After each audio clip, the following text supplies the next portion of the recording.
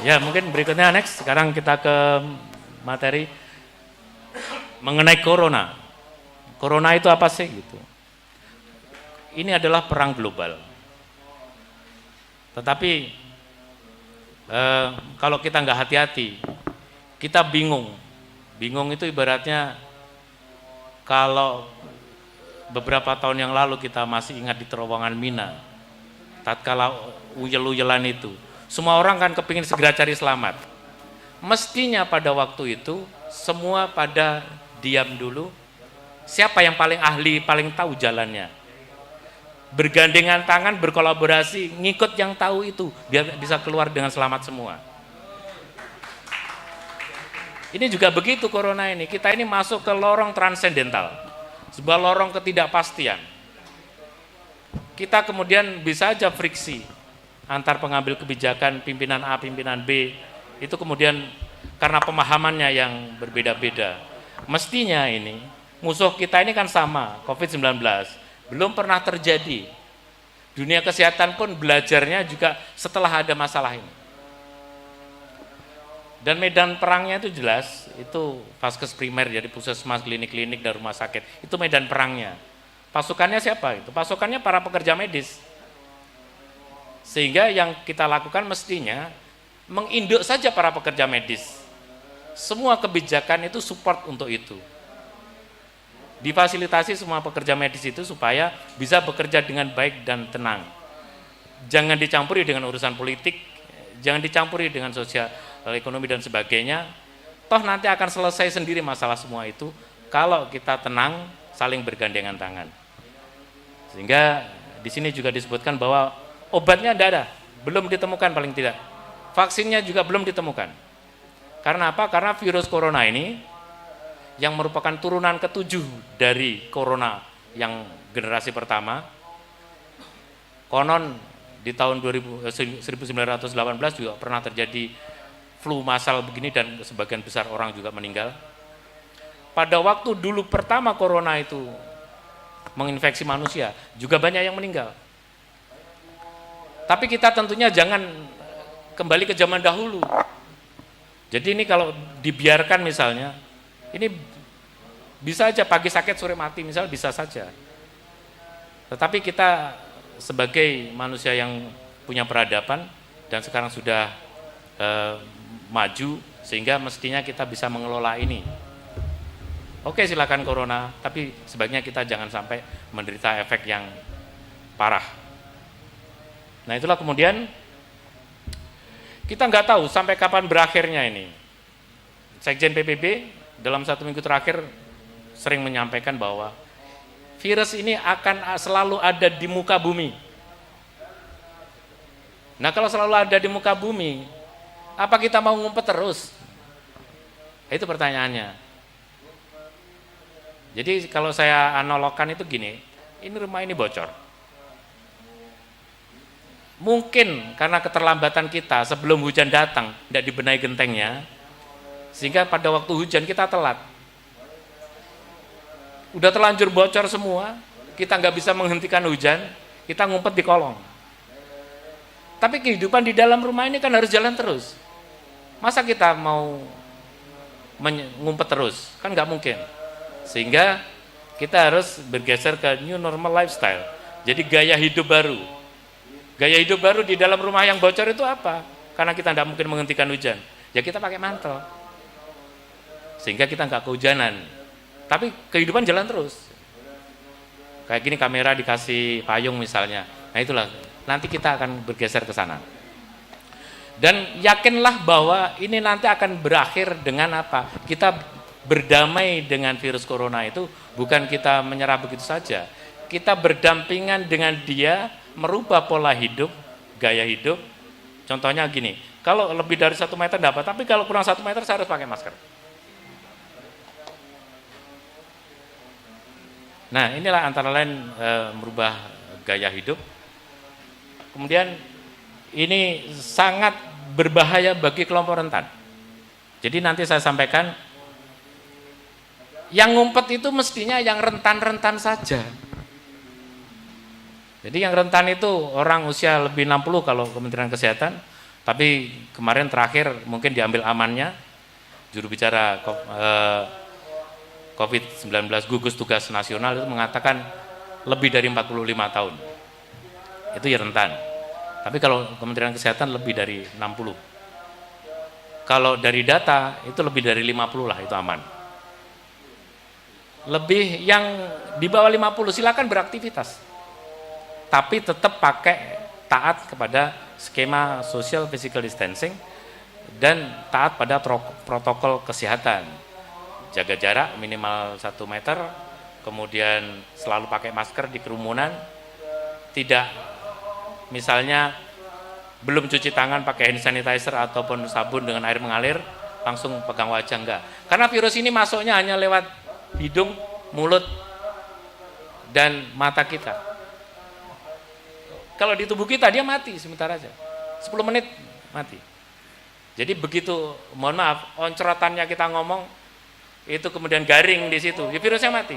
Karena virus ini sebenarnya bukan makhluk hidup, tapi dia bisa hidup kalau di inangnya. Nah, inangnya virus ini adalah lapisan selaput lendir mata, hidung, sama mulut. Makanya kalau tidak di tempat itu dia mati. Ya kayak kita analogkan benalu. Benalu pepaya itu kalau dibawa dimakan burung, burungnya nelek di pohon pisang, enggak hidup dia. Tapi kalau di pohon pepaya lah, di pohon mangga lagi hidup lagi dia benalunya. Ya mirip itulah. Nah, ini berdampak sangat luas kepada sektor kehidupan, sosial, ekonomi, politik, dan bahkan kalau kita nggak hati-hati ketahanan nasional itu bisa hancur kalau kita nggak hati-hati menyikapi masalah ini. Belum kemudian pada waktu di PSBB terjadi saling nggak terima misalnya dan sebagainya. Next. Nah ini contoh, coba di show, ini seandainya manusia itu bebas bergerak. Ini tidak ada pointer ya, An ya? Bawa pointer? Enggak. Nah, ya coba di slide show. Ya itu tadi di slide show. Nah itu di slide show. Oke. Ya. Play.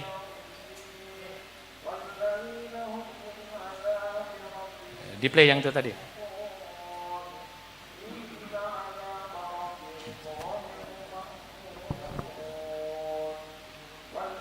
Tadi bisa tadi. Ya ini parsial, ini social distancing. Kalau kita menganut social distancing, yang gambar merah-merah itu sebenarnya yang tertular. Sehingga di sini yang tertular tidak banyak. Apalagi kalau ekstrim social distancing, itu yang tertular tidak banyak. Tujuannya apa ini? Supaya fasilitas kesehatan kalau itu masih mampu untuk menampung. Jadi kalau sakitnya itu jangan bareng-bareng. Nah, coba yang grafik sebelahnya. Ini kalau dibiarkan semua bergerak bebas, itu yang di atas garis itu tidak tertangani oleh fasilitas kesehatan. Fasilitas kesehatan tidak nampung untuk itu. Ya, yang itu tidak tertangani, sehingga banyak orang yang jatuh sakit dan mati. Kita kemudian tujuan dari tindakan yang dilakukan oleh pemerintah, social dan physical distancing, pakai masker dan sebagainya itu, supaya grafiknya itu begitu. Yang sakit biar tidak bareng-bareng. Tapi bahwa kita nanti akan banyak yang positif, ya banyak. Nanti sebagian besar dari kita ini pasti akan kena. Pasti akan kena sebagian besar dari kita. Kita tidak mungkin menghindar, karena ada di sekitar kita. Tetapi supaya tidak bareng-bareng, yaitu tadi caranya. Nah, next. Coba yang sebelum tadi bisa nggak? Yang bergerak bebas tadi. Yang bergerak bebas, yang slide sebelumnya. Back dulu. Enggak, sebelum ini yang bergerak bebas. Slide sebelum ini. Nah ini, kalau kita bergerak bebas seperti ini, tahu-tahu terjadi kayak merah itu grafiknya. Semua orang akan terkena bareng-bareng. Lah kalau terkena bareng-bareng kan repot nanti. Dokternya terbatas, fasilitas pelayanan kesehatan terbatas. Sehingga kita tidak boleh seperti itu. Kalau zaman dulu yang masih mengalami tahun 60-an, saya mengalami tahun 60-an, sampean enggak? Tahun 60-an waktu saya masih kecil, itu namanya Pak Gebluk. Pagi sakit, sore mati, sore sakit, pagi mati. Sehingga wabah ini langsung segera selesai dalam waktu 3 bulan. Tapi ya itu, korbannya luar biasa. Korbannya luar biasa. Ini kita tidak boleh terjadi seperti itu, sehingga kita memakai skema social distancing, physical distancing. Nah, sebenarnya tadi itu jumlahnya sama yang terkena. Cuma yang kalau gerak bebas itu kenanya dalam waktu singkat semua kena. Kalau bergeraknya dibatasi, pergerakan dibatasi, atau kemudian taruhlah keluar pakai masker, bawa hand sanitizer dan sebagainya. Jadi di sini mungkin saya sampaikan sekalian protokol kesehatan. Nah kayak gini nih, kalau udah hati-hati kita kan hampir aja ngenain mata saya. Iya betul. Padahal saya belum hand sanitizer. Itulah kemudian yang kita hati-hati. Padahal saya barusan megang meja ini, nggak yakin meja ini nggak ada virusnya. Bisa saja Mas John nanti waktu ngomong itu ada oncorotan ke sini. Loh, tapi saya negatif loh, enggak reaktif. Sudah dites ini. Udah tak tes tapi negatif dia. Padahal tunggunya. Kalau nggak dites aku nggak mau bergaul. Iya. Yang belum tes nanti besok dites ini. Jadi intinya kita menjaga supaya jumlah penderita itu tidak melampaui kemampuan fasilitas kesehatan, begitu. Nah, betul. Jadi itu yang kita jaga. Nah, next. Nah, ini strateginya. Ini contohnya, kalau yang di atas itu orang yang tidak terimunisasi tapi sehat, itu yang warna biru. Kemudian yang terimunisasi dan sehat itu warna kuning. Kemudian yang ini, yang merah ini tidak terimunisasi, sakit. Sehingga di sini kemudian sebagian besar orang akan sakit bareng-bareng. Nah, kalau kemudian yang di sini, yang terakhir ini yang terimunisasi masih, ini jumlahnya banyak. Terimunisasi karena apa? Karena dia pernah positif. Sehingga harapannya kalau 70% dari kita minimal pernah terinfeksi, itu akan aman. Misalnya di antara sekian ini 70% terinfeksi. Saya belum pernah terinfeksi. Yang di belakang sendiri itu dia sakit. Itu enggak bisa nyalur ke sini. Karena terputus di tengah itu. Inilah kemudian yang disebut dengan herd immunity, imunitas kelompok. Ini dipahami kayak kita cacar air, cangkrangan. Cangkrangan itu begitu semua kena, ya sudah tidak akan ada cangkrang lagi. Karena orang seumur hidup kena cangkrangan sekali. Biarpun para ahli sekarang mengatakan bahwa corona ini mutasinya cepat sekali.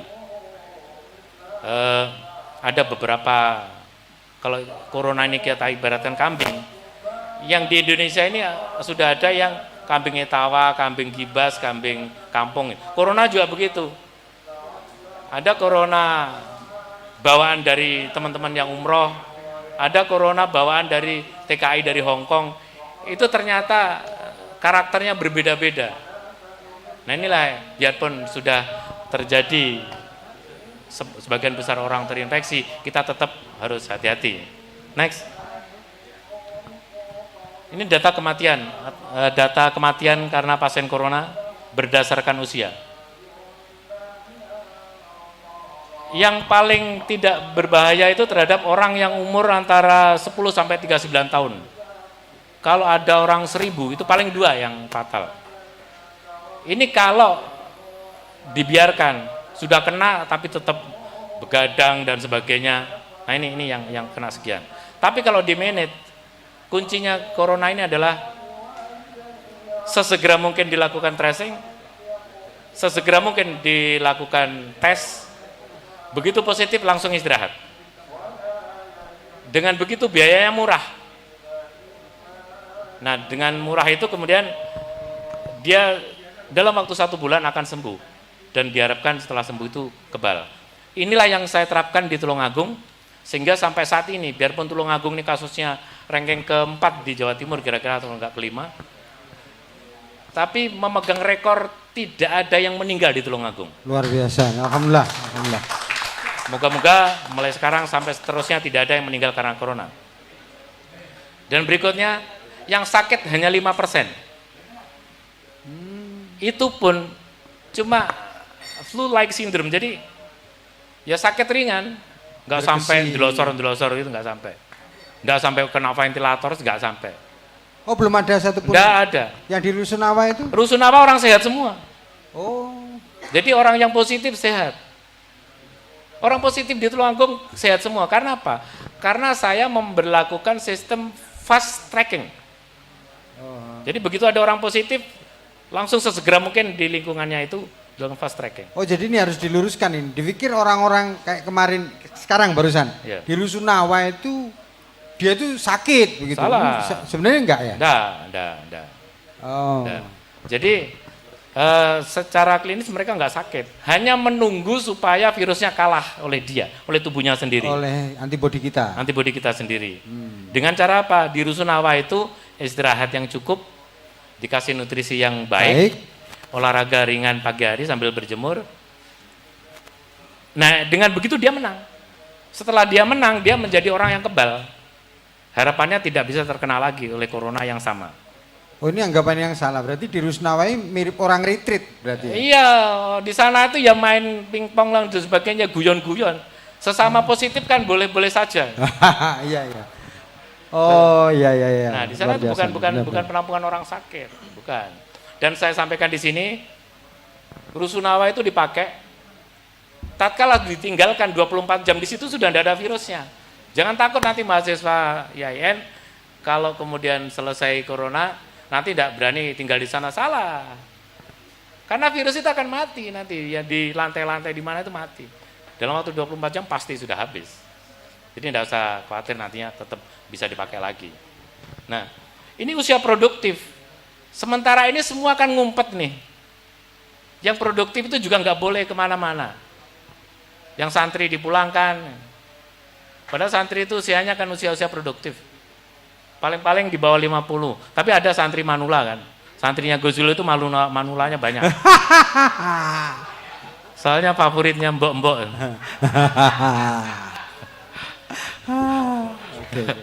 Nah, jadi usia santri yang di bawah 50 aja nggak terlalu banyak. Sehingga kita mestinya yang diselamatkan itu tadi yang rentan saja. Nah, tapi kalau kemudian biarpun usianya muda, tapi kalau punya penyakit jantung, punya penyakit kencing manis, punya penyakit paru-paru, pernah sakit liver, ginjal, dan kemudian sakit kanker, itu tingkat kesakitannya naik 79%. Dan kalau ada satu orang ada 2 penyakit, itu bisa 2 kali lipat lebih besar kemungkinan dia fatal. Tetapi yang di Dr. SK ini biarpun dia ada yang dirawat itu orang sakit stroke dan dia kena corona. Sampai sekarang alhamdulillah sehat. Alhamdulillah. Nah, ini ilmunya. Next. Nah, kemudian tinjauan epidemiologi. Pandemi ini masih sangat lama dan kita nggak tahu kapan berakhir. Inilah yang harus kita pikirkan. Belum, terus kemudian bisa mundur. Ada yang ngomong sampai akhir 2021. Tapi ternyata 1 minggu yang ini, mohon maaf, slide ini dibikin sudah 3 minggu yang lalu.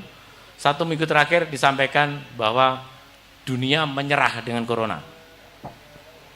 Orang kalau sama musuh menyerah kan pasti berdamai kan? Sehingga kita waktunya berdamai dengan corona. Menyerahnya kita ini kan berdamai. Artinya ayo kita berdampingan tapi jangan ganggu aku. Tunggal guru, jangan ganggu.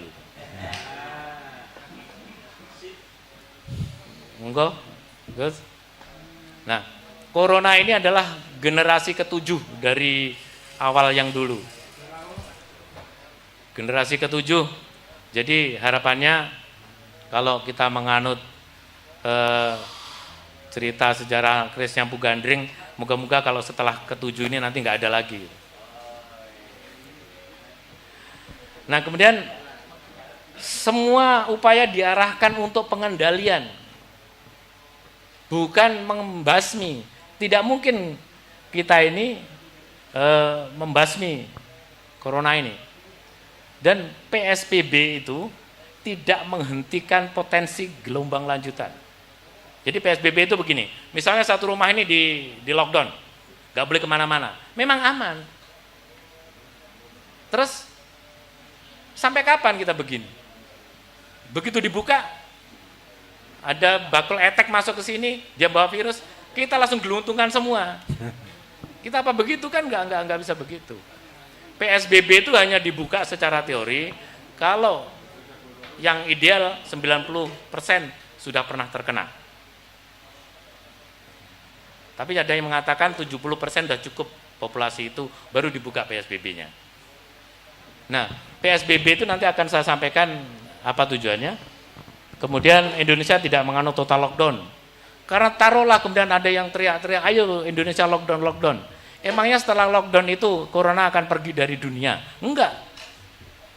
Dia sudah terlanjur diturunkan ke bumi. Dia punya hak untuk hidup di bumi.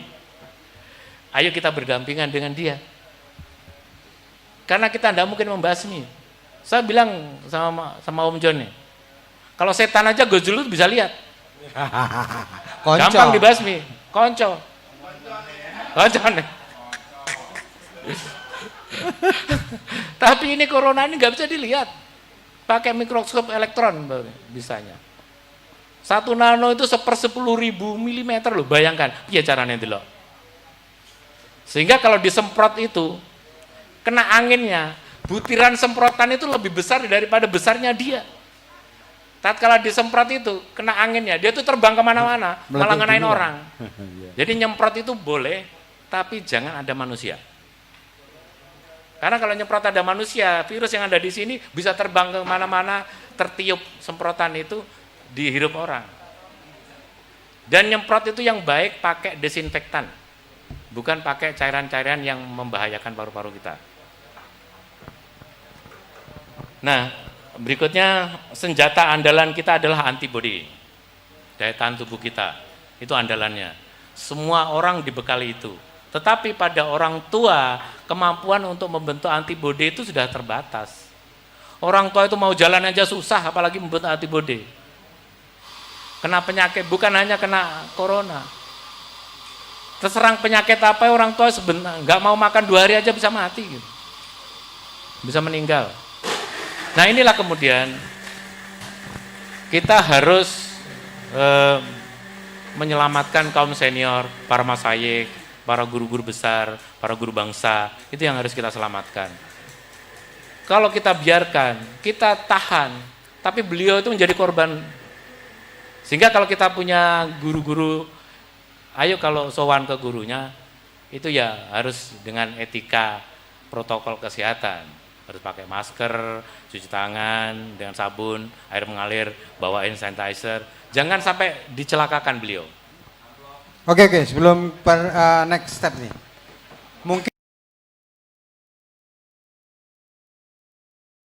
Mungkin ini saya mau, ada nggak sih tips-tips edukasi untuk menghadapi kita sendiri di momen-momen seperti ini? Gimana sih cara mengatur pola makan atau mungkin menjaga kesehatan lah? Ya, cukup sekian, Paman. Ya terima kasih. Ini kayaknya nanti yang terdampak penjelasan saya itu Gus Zul. Soalnya Talia tuh jam 2 malam saya live. Yang pertama istirahat cukup. Minimal 7 jam sehari. Tolong yang punya santri sebaiknya diatur. Ini the new normal lifestyle santri Indonesia. Jadi dikasih waktu kesempatan tidur 7 jam. Begadang itu langsung menurunkan daya tahan tubuh kita. Langsung kita flu biasanya. Nah, sakit gigi aja kalau kita begadang langsung kambuh sakit giginya. Itu tandanya daya tahan tubuh kita turun. Jadi yang pertama itu. Yang kedua, nutrisinya yang sehat. Nutrisi sehat itu apa sih? 4 sehat, 5 sempurna. Udah itu aja. Terus olahraga minimal 30 menit per hari. Terus kemudian kan tadi bilang positif pemasukan kurang. Ya silakan saja keluar mencari penghasilan, penghidupan baru kita jalankan, tapi taat protokol kesehatan. Pakai masker, ke warung boleh pakai masker, terus kemudian ke sawah atau kerja di mana di pasar dan sebagainya, pakai masker, selalu bawa hand sanitizer. Jadi kita rajin cuci tangan kalau baru menyentuh banyak hal gitu. Nah itu tipnya, jaga jarak. Upayakan biarpun kita pergi kemana-mana untuk mencari penghidupan, sebisa mungkin jaraknya 1 meter atau lebih. Hindari berkumpul dalam waktu banyak, dalam jumlah banyak dalam waktu yang relatif banyak. lama begitu. Karena kalau begini nih, seandainya tidak ada corona, ini kan bisa berdesak-desaan. Tapi ini termasuk pertemuan new normal. Normalnya anyar lek pertemuan yo ngene iki. Jaraknya 1 meter. Tolong nih di-shoot kamera biar jadi contoh nih. Ini suatu hasanah. Nah, ini udah bener. Kalau ada halako-halako yang lain biar meniru kita ini. Nah ini sudah new normal lifestyle santri Indonesia. Ya. Jadi jaraknya sudah lebih dari 1 meter. Kalau belajar mestinya begini di pondok pesantren nanti. Nanti saya sampaikan skema new normal lifestyle santri Indonesia yang sudah saya buat dan rencananya akan didiskusikan di tingkat nasional nanti untuk bagaimana supaya pondok pesantren tidak ngumpet terus begini. Kalau pondok pesantren ngumpet begini terus gitu, padahal santri itu adalah soko gurunya negara ini. Bahaya ini. Seneng yang membuat virus ini. Para masayek celaka, habis itu santrinya ngumpet, tinggal invasi aja. Ya. Jadi strateginya apa? Itu para kaum senior, kelompok rentan, baik tokoh agama, tokoh politik, ilmuwan, negarawan, maupun rakyat biasa, itu sebaiknya itu yang diamankan. Jadi kalau misalnya punya di rumah itu ada orang tua, ada kakek, nenek yang usianya sudah renta, tolong kalau bisa jangan terlalu sering ketemu. Kecuali kalau kita sudah mandi dan sebagainya, kemudian kita pakai masker mendekat, oke. Jangan dari luar itu langsung jeluk-jeluk datang. Tadi ada tambahan pertanyaan Bu Sakti tadi. Jadi kalau kita sudah barusan dari luar, dari pasar misalnya, atau dari maklaran apa, dari kerja di sawah dan sebagainya, ketemu banyak orang, waktu pulang dilarang untuk langsung berkumpul dengan anggota keluarga yang di rumah. Ke kamar mandi dulu, mandi, keramas, habis itu ganti baju rumah, baju yang sudah dipakai itu direndam deterjen atau langsung dicuci dengan deterjen, sehingga kita berkumpul dengan keluarga itu sudah insya Allah virusnya tidak ada. Karena virus ini aslinya gampang juga pedine karo sabun. Karena virus ini berselaput lemak sehingga sama sabun itu takut. Mungkin itu Bu Sakti jawaban saya. Oke, selanjutnya. Oke, selanjutnya siapa? Ini wakil dari Satoriah dulu.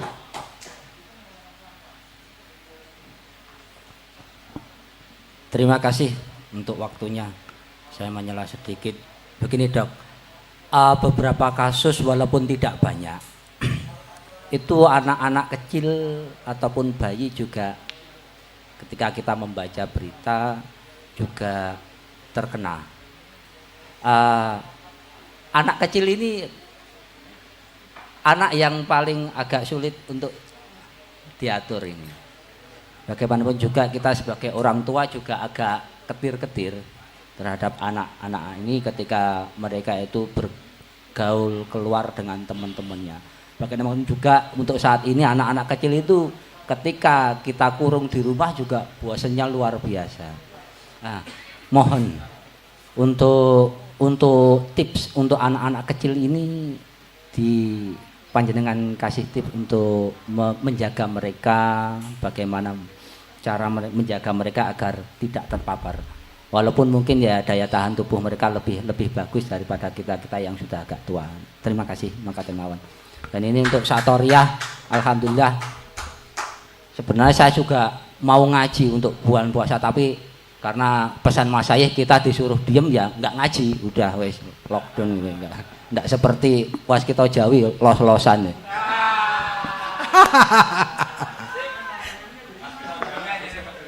Ini namanya Habib Sulaiman, Habib Bosaiban. Terima kasih Habib Sulaiman. Jadi sebisa mungkin anak-anak itu pakai masker. Biarpun kalau toh terkena, itu anak-anak kemungkinan tadi kan kecil, kemungkinan fatal. Tadi sudah ada di teori saya itu, anak-anak itu kecil, kemungkinan fatal. Tapi kalau anak-anak itu kemudian terkena dan dia tidak apa-apa, sebagian besar anak-anak itu terkena dan dia tidak apa-apa. Pada waktu pulang ketemu Habib nanti, Habib yang kena di rumah lebih berisiko. Jadi anak kecil sebaiknya tetap keluar pakai masker, dibawain hand sanitizer, diajari bagaimana cara mencuci tangan yang baik sebelum menyentuh wajah dan sebagainya. Kalau habis bermain segera sesering mungkin disai hand sanitizer kan gampang. Hand sanitizer itu kalau nggak mau mahal, bikin sendiri gampang. Alkohol 96%, 100 cc, gliserinnya 2 cc, dicampur, ditambah minyak sing nyong-nyong, udah enak baunya. Jadi gampang bikin hand sanitizer itu. Beli ada tuh gliserin banyak, alkohol 96% juga banyak. Itu murah meriah bisa bikin sendiri. Oke. Nah, ini kan kecil. Sebentar. Nanti ada pertanyaan lagi. Saya sebenarnya biar lanjutin dulu materinya. Kita batasi setiap sesi 2 penanya. Inti sabar Jal. Ya, next. Ya, next. Nah ini, grafik ini. The Hammer. Inilah peran negara dalam mengendalikan ini. Harus tegas. Supaya apa? Supaya tidak sakit bareng-bareng tadi itu. Inilah kenapa kemudian, mohon maaf, kalau kita kenapa sih negara-negara yang totaliter, yang otoriter itu kemudian cepat keluar dari bencana ini? Karena mereka punya pemaksaan yang kuat terhadap orang sipil. Kalau berdemokrasi kan biasa kita rundingan dulu, ditinggal rundingan virusnya kena imbai dan sebagainya. Sehingga kita tidak ada waktu untuk terlalu lama-lama berunding. Kalau sudah begini, menurut saya kuncinya satu, serahkan kepada ahlinya. Siapa? Tenaga medis. Skenarionya seperti ini. Semua harus ngikut itu. Mestinya imamnya itu ganti. Imam Mubin ya. Nah, Imam Mubin. Kalau begini ini imamnya kan saya ya. Ya Beb, nanti kalau habis itu Habib nanti. Beat ke beliau.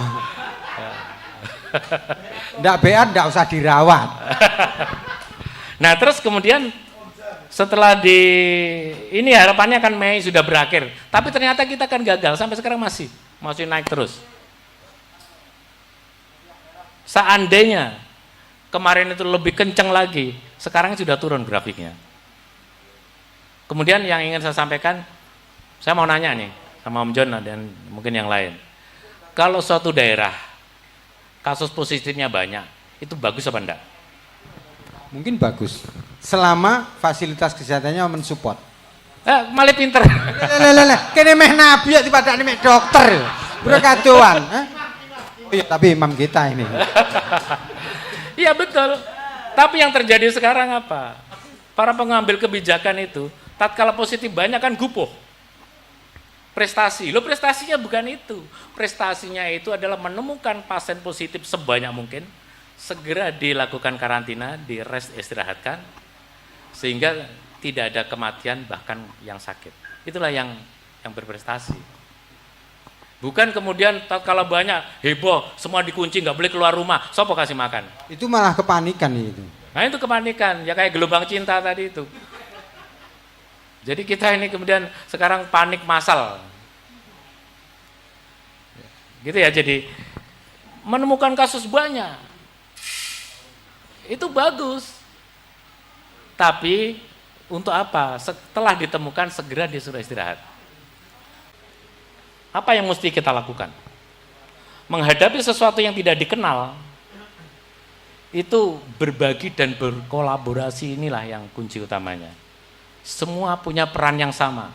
Tidak ada kemudian pahlawannya hanya medis, enggak. Medis itu enggak bisa apa-apa kalau enggak disupport. Sehingga semua kita punya peran yang sama. Diam saja punya peran yang sama dalam membantu menekan penyebaran virus corona. Diamnya saja ibadah. Sok ya gitu. Orang ngerti. Isnu. Penasehat Isnu. Saya Dewan Pakar Perhimpunan Dokter Nahdlatul Ulama.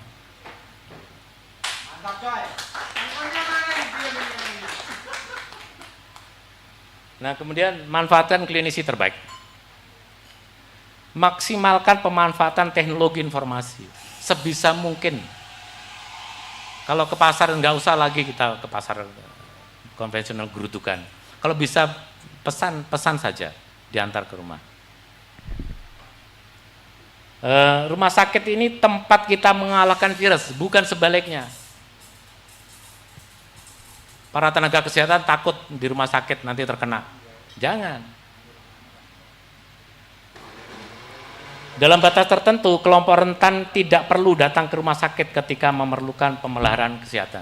Di Tulungagung ini, dan mulai malam ini juga saya sampaikan, tolong yang kaum senior, itu kalau sakit jangan datang ke rumah sakit. Kami sudah menyediakan fasilitas untuk dihubungi, nanti akan ada provider-provider yang mirip ojol itu yang akan datang ke sana ngontrol, ngecek dan sebagainya, dan itu terhubung dengan rumah sakit. Itulah kemudian konsep hospital without wall. Ruang dan waktu tidak menghalang-halangi seorang dokter untuk memberikan pelayanan kepada masyarakat.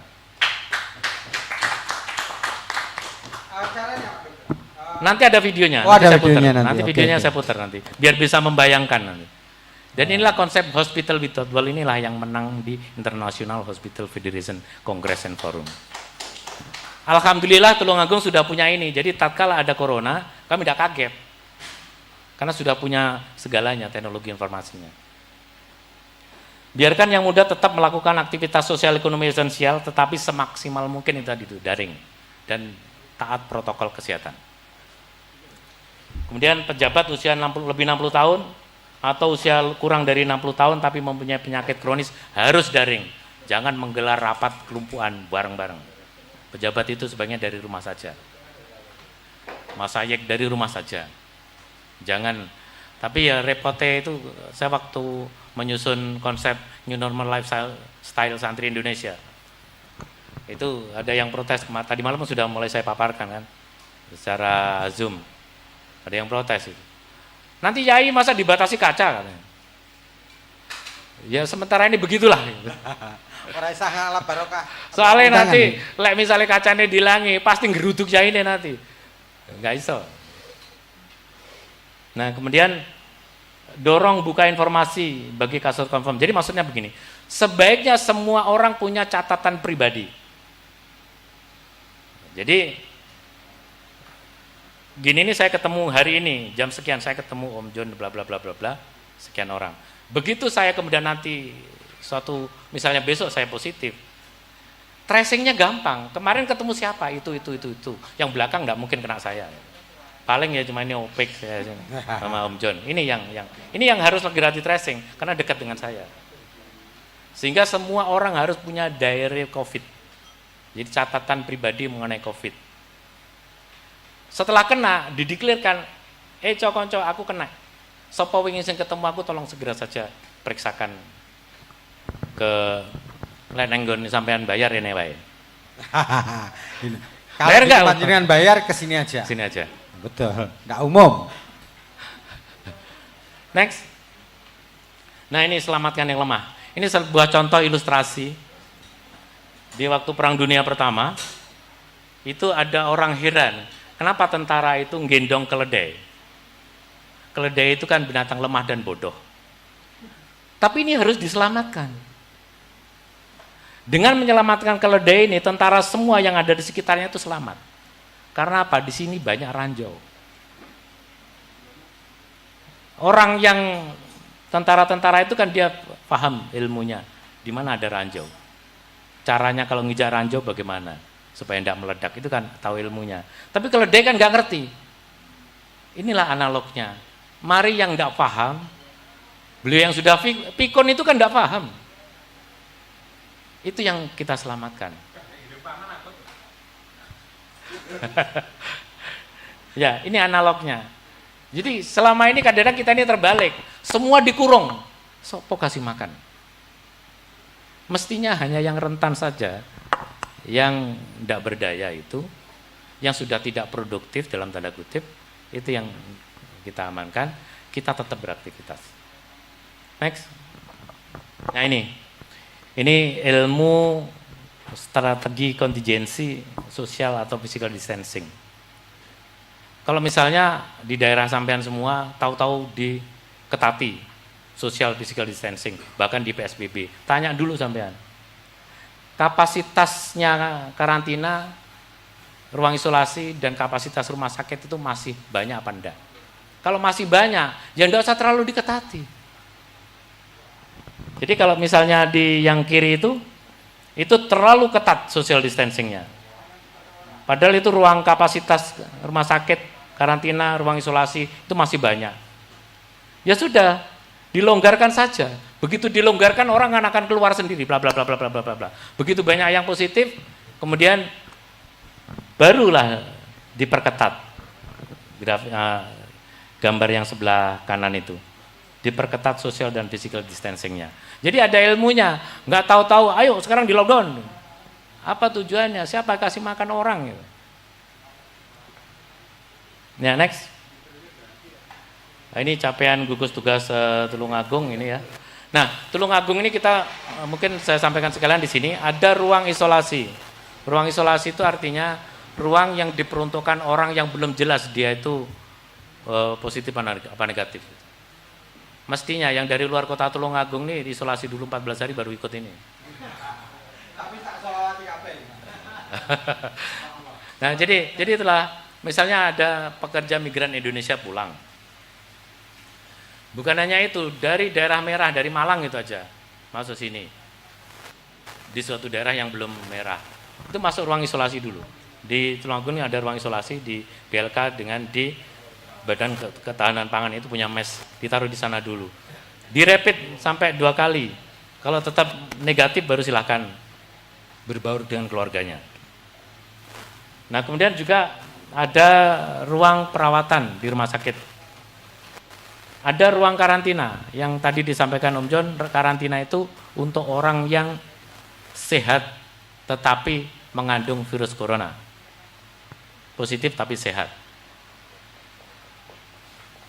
Ya, next. Capaian kinerja di Tulungagung. Tulungagung itu sekarang ada yang terkonfirmasi itu 47 orang. Dan ini kalau saya ditanya akan bertambah enggak? Pasti bertambah. Apalagi sudah datang alat untuk PCR untuk memastikan di tubuh orang itu ada virusnya apa enggak. Next. Ini alurnya mungkin saya lewati aja kalau ini alurnya. Alurnya kalau orang dari pelabuhan itu mestinya apa. Jadi gini, seandainya zaman dahulu kala, bukan dahulu kala ya beberapa bulan yang lalu, kita ketat, mungkin tidak seheboh ini. Semua orang yang pulang dari bandara atau pelabuhan, itu direpit dulu. Tapi celakanya kan rapid test itu juga nggak gampang dicari. Barusan ini aja masuk Indonesia. Ya, next. Udah, terus. Nah, pemanfaatkan teknologi informasi, sistem informasi manajemen rumah sakit, kemudian public safety center. Jadi ini pusat keselamatan, keamanan dan kenyamanan masyarakat. Kemudian one in hand solution, solution in my hand itu sebuah emergency button. Nanti saya harapkan sederek semua yang di sini download aplikasi emergency button atau PSC Kabupaten Tulungagung, karena semua solusi itu ada di sini. Nanti saya tampilkan yang itu. Oke. Telemedicine dan pendaftaran. Nah, saya sarankan kalau ke rumah sakit itu tolong daftarnya online, jangan datang ke sana.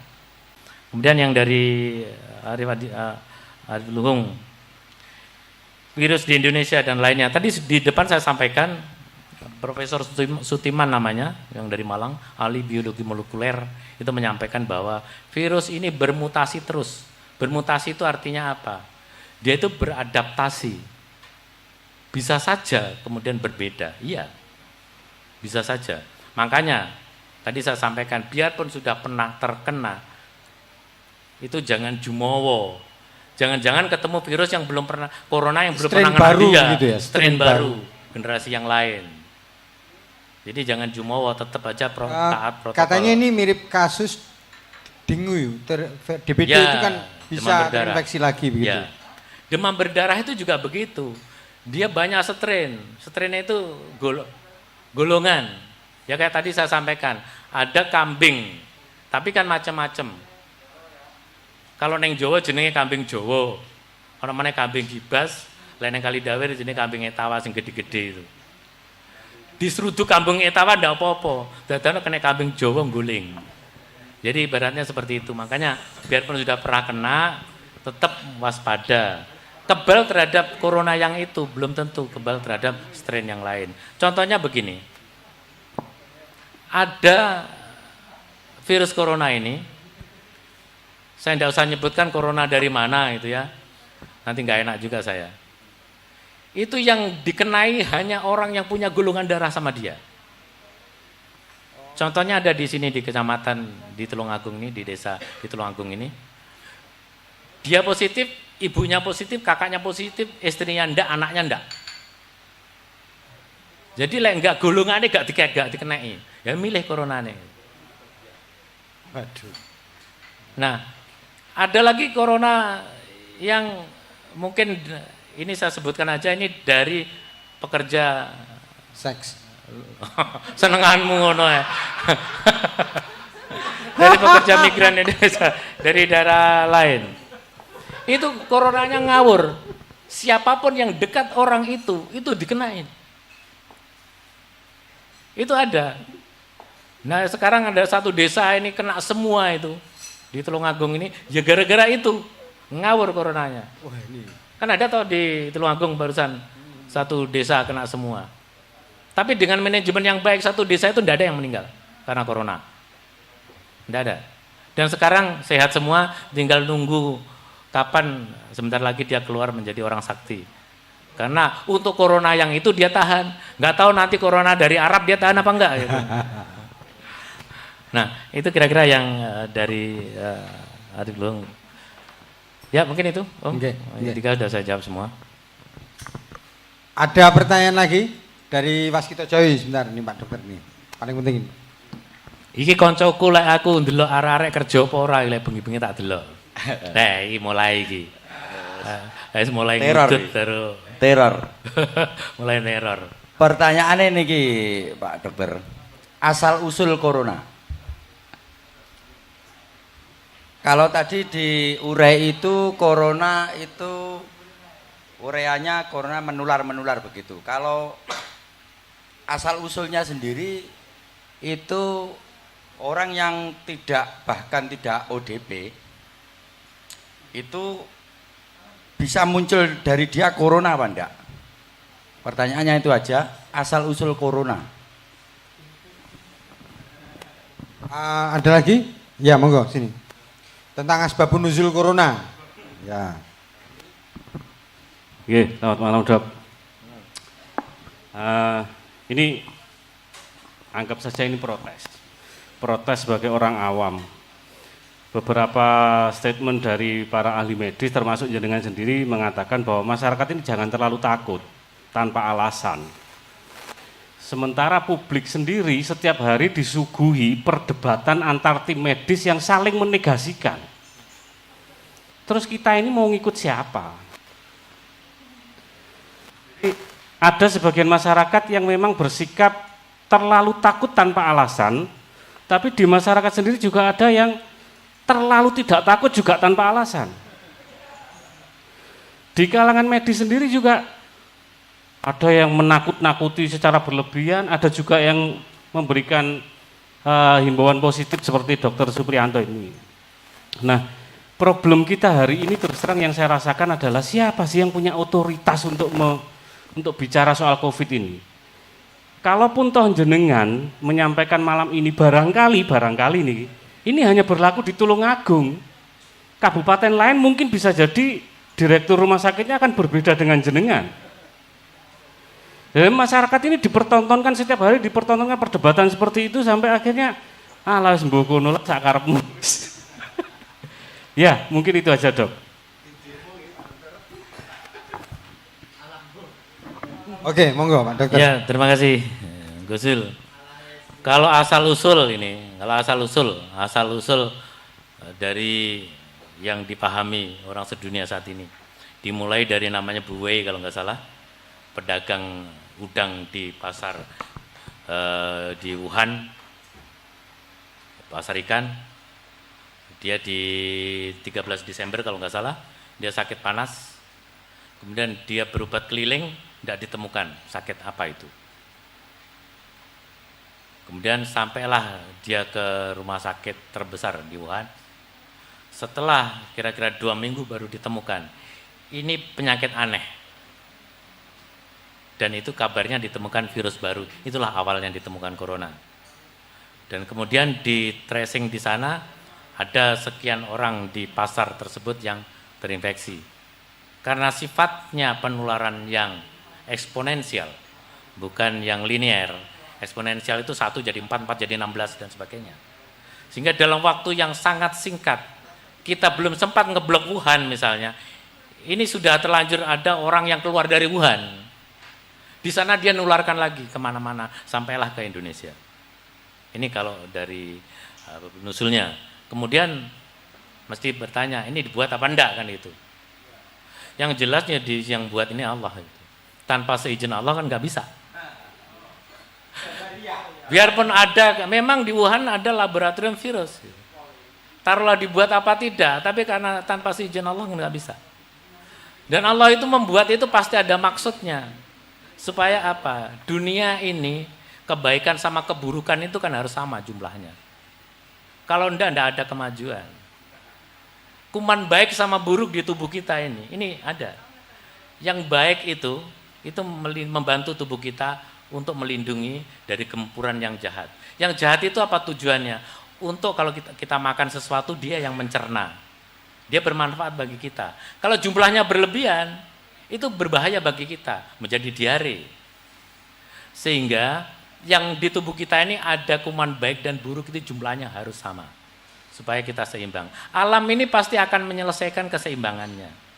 Sehingga kita harus membiasakan diri berdamai dengan alam.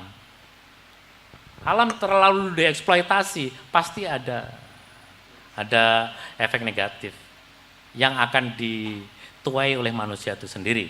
Contohnya gini aja, sekarang kan nggak ada tupai. Kenapa sih? Karena tupainya itu ditembak sama anak-anak itu katanya nyuri kelapa. Padahal alam itu sudah mengatur, tupai itu senangnya kelapa. Mbok yo berbagi sama tupai. Paling yang dicuri sak janjang kan gur siji. Tapi lek tupai yang mbok habisin itu. Nggak ada lagi tupai yang kencing di pucuk kelapa. Sehingga kalau ndak ada kencing di pucuk kelapa, suwati akan hidup di situ. Kalau ada suatu hidup dia mulai ngerokoti itu pasti ada kuang-wong di situ. Matilah kelapa itu. Maunya dia tuh manusia kan serakah, ndak mau berbagi sama tupai, akhirnya keseimbangannya terganggu, dipatekno pisan pohonnya, kapok ya kan itu. Padha ramangane. Nah, inilah jadi kita memang harus berdamai dengan alam. Nah, inilah nanti penjelasan saya berikutnya nanti mengenai the new lifestyle santri Indonesia, kita harus berdamai dengan ini. Kita tidak akan ketemu kalau ini kok tadi mohon maaf belum saya jawab, ini konspirasi atau apa, kita tidak akan ketemu. Tidak akan nyampe otak kita ke sana. Apalagi kalau benar-benar konspirasi, terus kita mau apa? Kita nggak bisa ngapa-ngapain. Ya inilah dunia. Dunia itu pasti akan masalah dan timbul keseimbangan baru, pasti. yakinlah bahwa Allah itu pasti nanti akan membuat keseimbangan baru. Ini dia mengenai asal muasal virus ini. Dan kita juga setelah ini kemudian percaya apa enggak. Informasi ini medis begitu ya percaya wae. Soalnya hubungan dokter sama pasien itu yang tahu hanya dokter dengan Allah. Dihapusono dokter dari perwakilan Satori Indonesia. Yang jelas yang kami pahami, pandemi ini merubah peradaban dunia yang jelas ya. Pertanyaan saya simpel aja. Karena di masyarakat kami yang saya dapeti ya, orang-orangnya susah untuk diatur, acuh tak acuh dan nggak peduli dengan wabah ini. Bahkan diminta untuk pakai masker, kami bagikan masker juga, mereka nggak peduli. Intinya mereka ngomong, yang penting aku wedi ning Gusti Allah, nyapa wedi ning corona. Lah pertanyaannya, bagaimana cara memahamkan masyarakat yang sudah acuh tak acuh, bahkan tidak terlalu peduli dengan adanya corona? Sikap kita, gerakan kita apa? Yang kedua, dengan kondisi yang terjadi di Indonesia saat ini, kita paham ternyata cukup parah ya. Yang kemarin diprediksi Mei itu sudah menurun, ternyata malah meningkat. Dan sekarang banyak yang, nggak tahu itu kabar benar apa tidak, banyak yang sudah menyerah. Bahkan para medis juga banyak yang menyerah. Indonesia terserah sakaramu dewe itu kan. Terus apakah dengan adanya situasi ini, Indonesia akan digiring ke herd immunity atau nanti suatu saat situasinya udah chaos, orang dibiarkan loro karepmu, gak loro karepmu, sementing aku mikir aku dia, apa seperti itu? Itu saja yang bisa saya tanyakan, Dok. Oke, monggo Pak Dokter. Ya, terima kasih dari Satori Indonesia. Jadi yang pertama tadi, pandemi ini merubah peradaban Indonesia. Iya, peradaban dunia dirubah. Karena kalau kita tidak segera mengikuti, kita ketinggalan. Tadi sudah saya sampaikan berkali-kali, mari kita move to the normal lifestyle. Kita harus bergeser ke gaya hidup baru, yang normal. Normalnya itu yaitu tadi, pakai masker, bawa hand sanitizer, jaga jarak, itu normalnya. Kalau masuk rumah, habis pergi. Sebenarnya ini bagus semua ini sebenarnya, baik semua. Sebelum ini kan kalau orang flu juga pakai masker dan gak nulari orang. Dan ini kemudian dibiasakan, kan bagus, kita ambil hikmahnya yang baik. Orang kan menjadi biasanya malas wudhu, sekarang sudah ada apa tadi statement saya ya, orang yang jaga wudhunya itulah yang selamat. Asalkan wudhunya didahului, nanti zaman kalau ngaji zaman tambahi, lek wudhu hukumnya wajib pakai sabun dulu. Nah itu nanti, itu akan selamat. Saya rasa itu sangat masuk akal. Nah kemudian susah diatur. Inilah ciri negara berkembang. Karena pemahamannya berbeda-beda. Tetapi kalau kita punya anak kecil kan pasti susah diatur karena dia tidak ngerti. Untuk itu tugas panjenengan semua untuk memberitahu mereka. Oke silakan karmu dewe, tapi tolong patuh dengan protokol kesehatan. Pakailah masker. Karena apa? Masker itu bukan hanya menyelamatkan dia, menyelamatkan orang lain. Kalau memang tidak ngerti, ya wis. Wong wis dikasih tahu. Tapi setidak-tidaknya kita lah agent-agent untuk memberi pemahaman yang benar. Makanya yang tadi saya singgung di depan, negara yang totaliter itu cepat sukses. Vietnam cepat sukses. Karena apa? Di sana ada pemaksaan. Nanti kalau kita pemaksaan dikit melanggar HAM, gak mari-mari gitu. Karena ada pemaksaan. Di Cina cepat selesai. Nah ada pemaksaan. Nah kemudian tadi gerakan kita apa? Saya rasa ya itu gerakannya. Ya sudah, kita ini kan tugasnya memberikan informasi yang benar. Seberapa yang diterima, yaitu urusan Allah itu. Orang untuk menerima masukan kita, kalau nggak diterima masa kita protes? Ya protes sama Allah sana. Karena apa? Yang membuat otaknya dia cuma segitu, nggak bisa menerima kan Allah itu. Jadi kalau kita ndak ngomong gitu ya celaka kita, sakit hati. Enggak usah sakit hati. Ya memang gur sakmono teke. Arti apa namanya? Danem rendah. Wong danem rendah isane mesti keplaki. Nang omahe kowe. Makanya tadi saya bilang negara totaliter itu menang duluan. Jadi ya tugas kita bersama sing sabar itu untuk memberi masukan yang benar. Kemudian Indonesia terserah. Saya rasa bukan begitu. Ini menurut saya pemelintiran makna. Kita kan berdamai dengan corona. Artinya berdamai itu, ayo kita hidup berbagi dengan corona. Dia kan punya hak hidup di bumi ini. Oh sudah diturunkan Allah ke sini. Tetapi supaya dia tidak ganggu, kita punya sikap. Sikapnya apa? Menjaga jarak, tidak berkumpul dengan jumlah yang besar desak-desakan. Kita bawa cuci tangan, hand sanitizer, kita pakai masker. Ya ini caranya. Kita berbagi.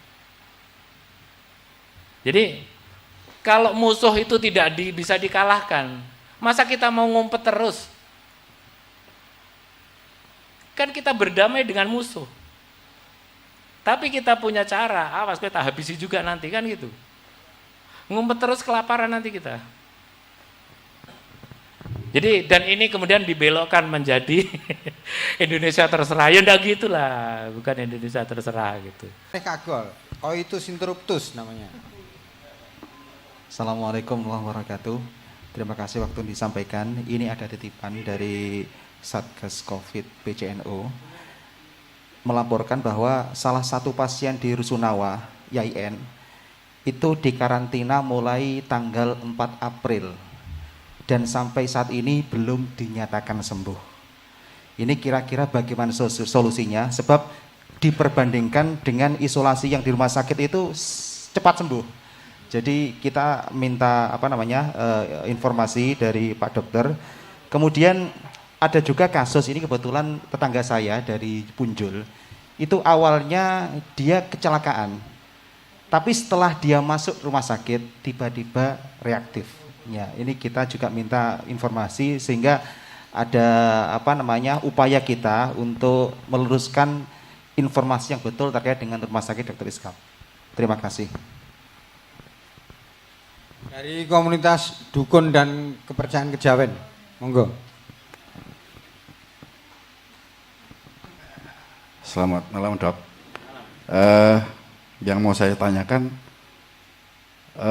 bagaimana, apakah ada SOP untuk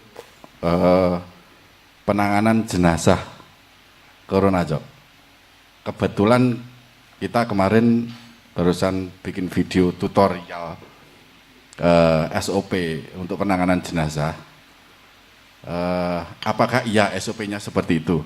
Karena ya jenazah itu dibungkus plastik, habis itu disinfektan, terus baru kain kafan, habis itu bungkus plastik lagi.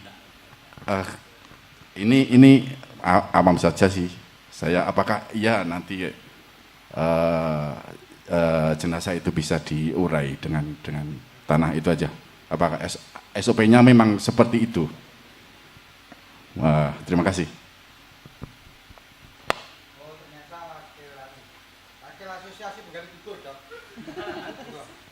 Ya, terima kasih. Yang pertama dari titipan pertanyaan dari Satgas Covid Bojonegoro. Jadi yang menentukan orang itu bisa, jadi sembuh itu ada 2 kriteria. Sembuh secara klinis dan sembuh secara laboratoris. Yang boleh pulang itu sembuh secara laboratoris. Artinya apa? Sembuh secara klinis, orangnya sehat-sehat saja. Tetapi di tubuhnya itu masih ada virusnya, itu belum boleh pulang. Kapan virus itu kemudian hilang dari tubuhnya? Kembali lagi ke teori yang saya sampaikan tadi, tergantung daya tahan tubuhnya dia. Orang kalau stres misalnya, tidak ikhlas di isolasi, di karantina, itu bisa kurang tidur, daya tahan tubuhnya lemah, virusnya gak entek. Ya bisa saja. Yang disampaikan di rumah sakit cepat sembuh, tidak mungkin di rumah sakit itu sembuh, tidak ada. Di rumah sakit Dr. Iskak yang sembuh langsung pulang, nggak ada. Kalau sakitnya sudah sembuh klinisnya, misalnya panas badannya sudah sembuh, dia pasti masuk ke ruang karantina. Enggak ada. Kalau di rumah sakit cepat sembuh, enggak ada bedanya. Jadi itu keterangan saya. Kemudian sampai kapan? Mulai dari 4 April. Ya inilah, kemudian kembali lagi tergantung daya tahan tubuhnya dia. Ada kemudian yang baru 3 minggu sembuh, ada. Jadi inilah variasinya. Sehingga tadi saya barusan balas WA, "Dok, aku kok gurung mari." Ya wes, tidak ada lagi kecuali kita ikhlas. Gitu. Coba jenengan ikhlas. Saya cuma nyampaikan gitu, tidak ada lagi cara saya. Karena kan sudah dibilang tadi, tidak ada obat. Obatnya hanya dirinya sendiri. Sajane lah obat dirinya sendiri kan paling penak, murah meriah. Terus WA ke saya, Allahumma negatif katanya. Ternyata habis itu zikir Allahumma negatif. Ya moga-moga dikabulkan Allah, kan itu aja. Jadi itu, tidak ada hubungannya. Di rumah sakit bukan karantina, isolasi. Diobati penyakitnya, bukan menghilangkan virusnya. Virusnya hilangnya tetap di karantina. Sebelum pulang dia tidak boleh pulang sebelum itu. Karena apa? Untuk menyelamatkan orang yang di rumah dan sekitarnya. Kemudian tadi ada orang kecelakaan di rumah sakit menjadi positif. Ini jawabannya persis tadi orang yang melahirkan itu. Tidak ada ceritanya. Tertular di rumah sakit, pasti dia dari luar nulari rumah sakit. Jadi dia pasti sudah positif di luar. Jadi yang sebenarnya adalah sudah sangat banyak orang yang positif corona berkeliaran di sekitar kita. Itulah kenapa kita pakai masker. Gitu. Jadi kalau alasannya masker untuk semua, itu karena apa? Karena sudah sangat banyak orang yang positif di luar, dia tidak mempunyai gejala apa-apa. Tatkala dia kecelakaan, patah tulang, menjadi positif. Karena apa? Karena diperiksa. Lah enggak diperiksa ya tidak positif. Lah kepingin negatif ya coba periksa. Ya kan gitu. Karena apa? Perlu waktu 1 minggu minimal untuk positif. Kalau datang ke rumah sakit 1 hari 2 hari menjadi positif, mana mungkin? Enggak mungkin. Jadi kalau rapid test itu perlu waktu 1 minggu untuk diketahui. Itulah kenapa kalau di rapid test itu negatif, dia masih dikarantina sampai 14 hari untuk direpit lagi. Kalau memang itu negatif, ya sudah, berarti dia tidak mungkin mengandung virus. Gitu. Nah, kalau kemudian dia positif, baru itu dilanjutkan dengan pemeriksaan swab. Itu ya kira-kira. Ini orang kemudian berpikir, jangan ke rumah sakit, nanti dengan tertular. Saya pastikan tidak tertular di rumah sakit. Karena kami sudah pakai prosedur yang terstandar internasional. Nah, berikutnya dari teman-teman Waskito Jawi, SOP jenazah. Memang SOP-nya seperti itu. Masalah diurai apa tidak, semua orang mati itu kan busuk. Mau diapakan? Ya semua orang mati itu ya busuk. Kembali lagi ke tanah nanti, mbuh kapan? Lek kepingin melihat sudah menyatu dengan tanah ponda, ya digali wae kuburannya. Dilihat. Kan gitu. Karena apa? Ini yang benar. Orang kalau sudah dikafani, dimandikan secara syar'i begitu, kemudian dikafani, di plastik, dimasuk ke peti, itu sudah tidak menular, jangan dibuka. Jadi kubur saja biasa. Jangan kemudian diserahkan ke rumah sakit untuk dikuburkan oleh rumah sakit. Sampai dokter SK ini punya kuburan sendiri di sana, di Rejo Agung sana. Gara-gara apa? Keluarganya tidak mau ngambil. Lu bayang nolak iku awake dhewe. Awake mati kerja soro-soro. Enak-enak omahe ditinggal, motornya ditinggal, marino begitu meninggal dikaitno rumah sakit. Mesakno. Kalau sudah namanya pemulasaran jenazah. Kalau sudah diperlakukan seperti itu jenazahnya, ya sudah dikubur saja di kuburan normal. Enggak mungkin virus itu berobos lewat tanah keluar, enggak mungkin. Kenapa sih kemudian dipakai plastik? Karena supaya yang takziah itu enggak tertular, itu aja sebenarnya. Sebenarnya kalau sudah begitu, enggak usah takut. Karena sudah dimasukkan peti itu enggak mungkin dia menular. Ini tuh kira-kira ya. Kalau saya diminta untuk diuraikan oleh tanah dan tidak, itu Allahu alam. Karena ini harus ada pembuktian, nanti didudak dulu. Mungkin itu. Saya lanjutkan dengan the new normal lifestyle santri Indonesia. Nah, ini ada the new normal santri. Nah ini final ini yang final sementara. Nah itu. Jadi ini masih sebatas, jadi terbatas. Tolong jangan langsung dipedomani secara nasional, karena ini belum selesai digodok, diusulkan belum selesai, tapi secara garis besar kira-kira seperti ini. Jangan langsung dipedomani, tapi kira-kira yang benar pedomannya nanti seperti ini. Ya, ini the new normal lifestyle santri Indonesia. Ini upaya agar santri itu tidak ngumpet terus. Sampai kapan? Karena virus ini selamanya ada di muka bumi. Kita harus membentuk keseimbangan dunia yang baru. Nah, pesantren itu apa? Saya rasa saya tidak usah menerangkan detail di sini. Tapi bahwa santri itu sangat strategis dalam ketahanan nasional. Sehingga kalau kita terlalu lama ngumpet begini, bisa-bisa kita langsung diinvasi musuh nanti. Senang mereka yang membuat ini menjadi heboh begini dan kita santri semua pada ngumpet. Senang nanti dia. Untuk itulah kemudian kita harus segera keluar dari masalah ini. Next. Tujuan penyelenggaraan pesantren mungkin saya lewati saja, biar semua lebih paham dari saya mengenai hal ini. Terus fungsi pesantren pendidikan, dakwah dan pemberdayaan masyarakat. Ya, next terus. Kehidupan santri di pesantren itu ada yang sejak usia sekolah dasar ternyata, ada yang salaf, ada yang pesantren modern. Kemudian hidup tinggal bersama dalam lingkungan yang tertutup. Lingkungan tertutup ini saya katakan di sini, ini ada ibarat pisau dengan dua mata. Yang tajam ke kanan itu memberikan dampak kebaikan yang luar biasa, yang tajam ke kiri itu memberi keburukan luar biasa. Artinya apa? Kalau kita bisa mengelola orang yang di dalam lingkungan tertutup itu kan tidak mungkin tertular lagi. Itulah kemudian caranya apa? Ya dengan taat protokol kesehatan. Nanti akan saya sampaikan pesantren masa depan nanti, ya bentuknya seperti ini. Kalau ini misalnya ini isinya orang 20, seandainya pesantren normal, ini isinya ke 60. Sekarang kan tidak boleh diisi 60, nanti harus begitu. Sampai kapan? Ya kita nanti sambil jalan kita lihat bagaimana perjalanan corona ini. Karena tadi kan saya sampaikan dance with corona. Ayo kita nanti hidup berdamai dengan corona dan kita berdansa dengan corona. Bisa saja nanti di masa depan kita menjadi umpul-umpulan lagi boleh, bisa saja. Tapi untuk sampai saat ini jangan. Protokolnya tidak seperti itu. Kemudian belajar bersama-sama dalam sebuah ruangan dalam bimbingan seorang kiai.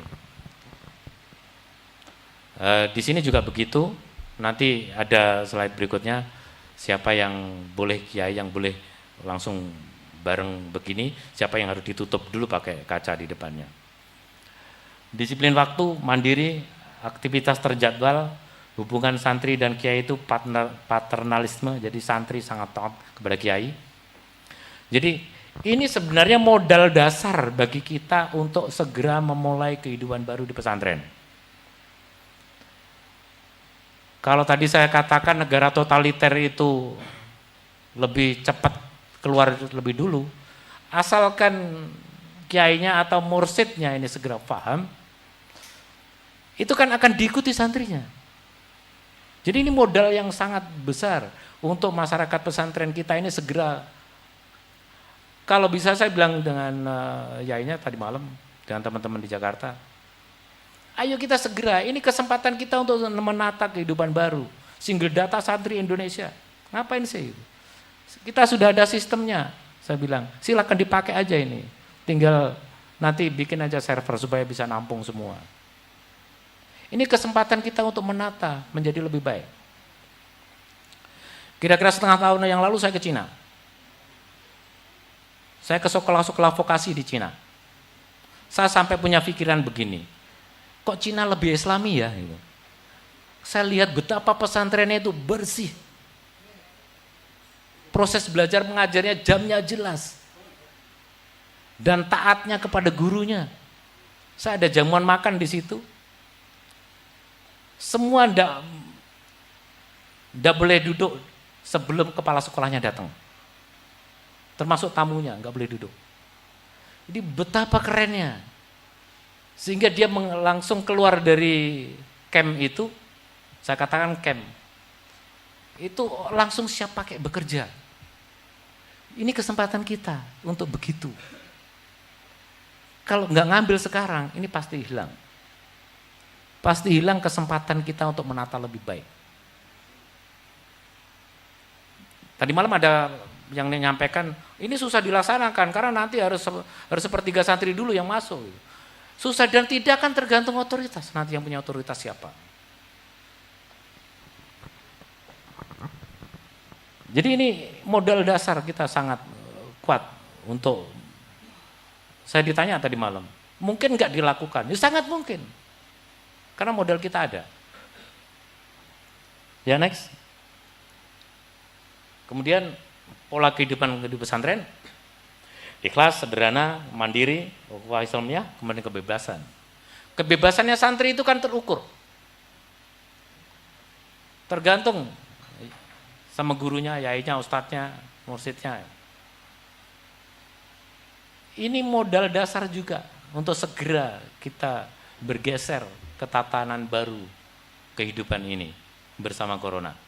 Next.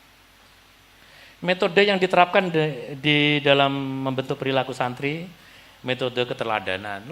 Mursite nggak gelem gawe masker, ya mana mungkin nanti muridnya mau pakai masker. Saya ceramah di sini berani, kenapa? Kan sudah saya suruh menjauh semua dari saya. Nanti setelah itu ini saya kasih hand sanitizer. Karena saya takut kalau ini nanti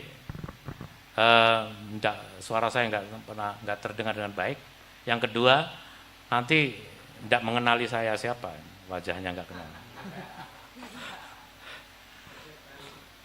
Nah, kemudian latihan pembiasaan. Ini semua kan tergantung mursidnya, tergantung yainya. Santri itu nurut. Ini modal yang sangat besar. Saya tadi analogkan ke Cina. Bener, saya itu sampai ngenes gitu. Neng Indonesia ini mesti neng iso ya. Sampai aku mengatakan, kok lebih Islami ya wong Cina, padahal wong komunis. Karena begitu terjadwalnya, jam makannya. Saya lihat dapurnya bersih sekali. Saya lihat dapurnya itu bersih sekali. Jam makannya jelas, setelah makan langsung bersih lagi. Nah, inilah kesempatan kita untuk menata. Kalau kita tidak ngambil momen ini, hilanglah sudah dunia baru santri Indonesia. Kemudian nasihat, disiplin, pujian dan hukuman, kemandirian. Ya. Ini semua modal dasar. Next. Pesantren di Indonesia itu menurut data dari Menteri Agama berdasarkan yang saya kutip dari hidayatullah.com tahun 2020, jumlah pesantren ada 28.194 pesantren, jumlah santrinya 18 juta, santri yang mukim itu 5 juta, jumlah ustadznya 1.500, ini semua terdampak COVID dan sekarang sembunyi semua. Dan sembunyi semua. Mau sampai kapan? Kan itu pertanyaannya. Nyaris berhenti proses belajar mengajar. Kita semua harus merenung sampai kapan? Tidak boleh. Harus sesegera mungkin dimulai. Nah, tentunya di sini sebenarnya saya mendahului menjelaskan yang dimulai dulu harus pondok yang santrinya mukim.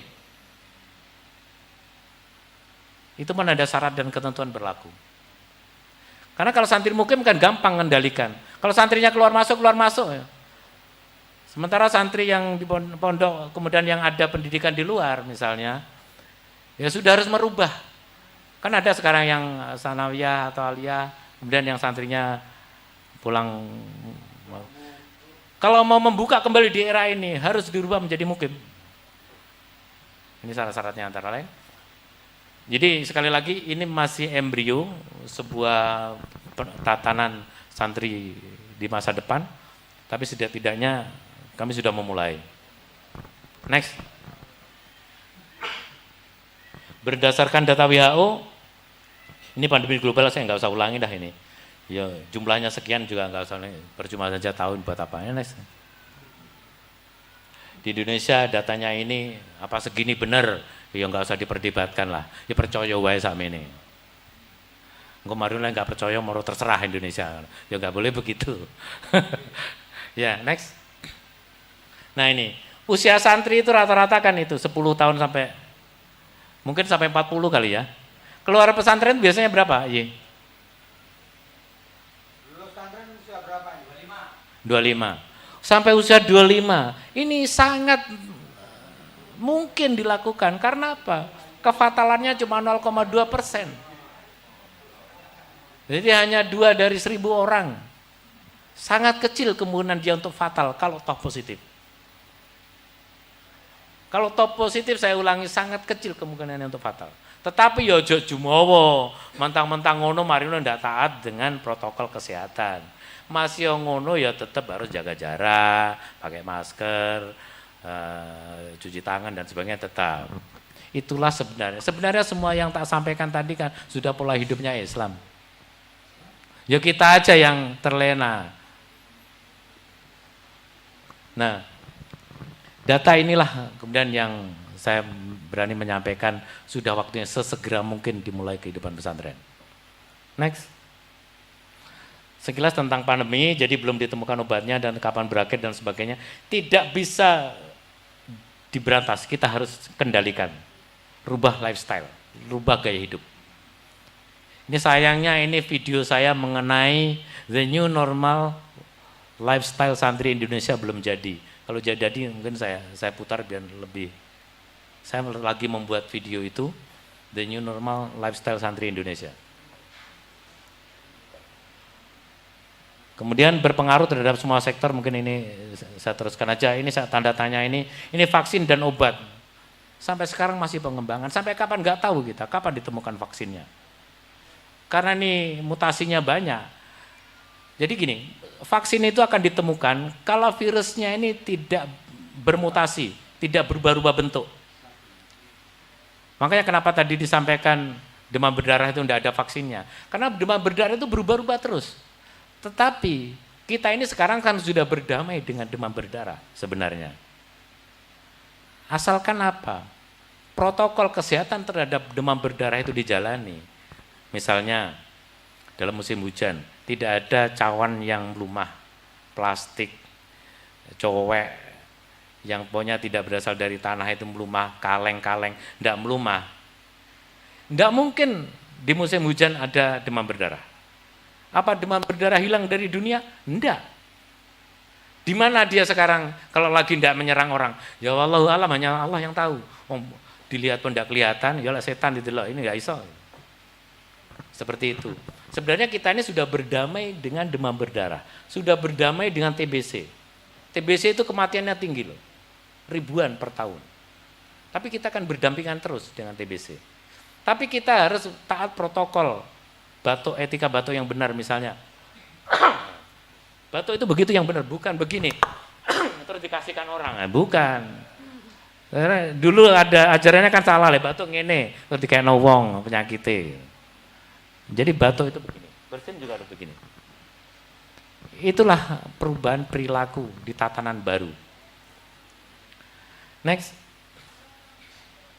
Ya ini kenali, tadi sudah menjawab pertanyaan wakil dari pengacara Indonesia itu, Profesor Darusman. Jadi itu batuk, pilek itu udah gejalanya, letih, lesu, lemah, kurang tenaga. Itu kayak iklan aja. Obatnya apa? Letih, lesu, lemah, kurang tenaga. Aku gak ngomong, nggak langsung payu itu. Kepenaan langsung payu deh aku ngomong. Nah, tenggorokan sakit, kadang-kadang ada sesaknya. Itu kalau udah parah. Dan penularannya droplet. Droplet itu artinya apa? Oncrotan ngono paling penak wis gampangnya bahasa Jawane ngono. Droplet itu bahasa Inggrisnya, bahasa Jawane oncrotan. Semburane wong ngomong atau wong batuk, wong bersin. Jadi kontak pribadi menyentuh virus di permukaan benda. Virus itu kalau di suhu normal, di kayu kayak gini, bisa sampai 10 jam.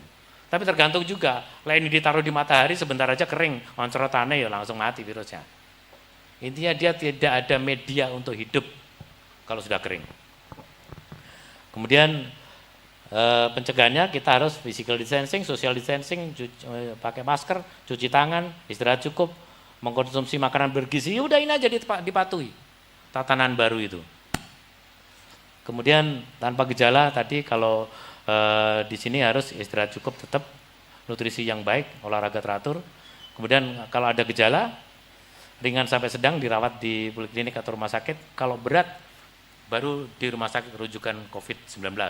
Seluruh daerah di Indonesia sudah ada rumah sakit rujukannya. Enggak usah khawatir.